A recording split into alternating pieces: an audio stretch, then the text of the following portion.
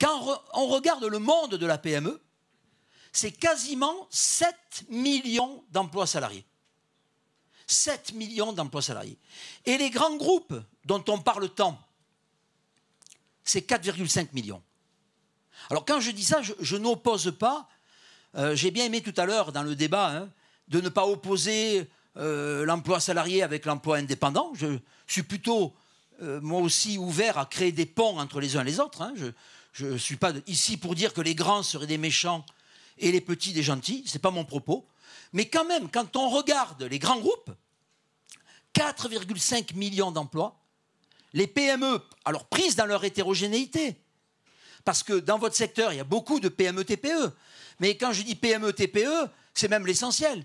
Mais quand je dis PME-TPE, c'est aussi les commerçants, les artisans, les professionnels libéraux. Et puis, ne les oublions pas, les agriculteurs. Parce que les agriculteurs, ou si vous venez chez moi en Occitanie, les viticulteurs, c'est aussi un monde extrêmement PMisé. Tout ce monde-là, c'est 7 millions d'emplois salariés, en comparaison, les grands groupes, 4,5. Mais permettez-moi de rajouter un chiffre que trop souvent mes collègues économistes du travail oublient. Là, je vous ai parlé des emplois salariés. Mais tout à l'heure, M. Grand-Guillaume a rappelé le chiffre des indépendants, des travailleurs non salariés. Et il a donné le chiffre. 3 millions. Il y a 3 millions de travailleurs non salariés qui, en vérité, sont celles et ceux qui dirigent les PME. Donc, ce qui veut dire que la PME, au total, c'est 7 plus 3, 10 millions d'emplois. Les grands groupes, 4,5. 10 millions d'emplois au total. Vous avez 4,5 dans les grands groupes et 5,5 dans la fonction publique. Ce qui veut dire que, et ça c'est le deuxième point, quand on regarde la contribution sociale des PME et des TPE dans l'économie française, c'est de très très loin le plus gros employeur de France. Et ce que je viens de vous donner comme chiffre, c'est universel.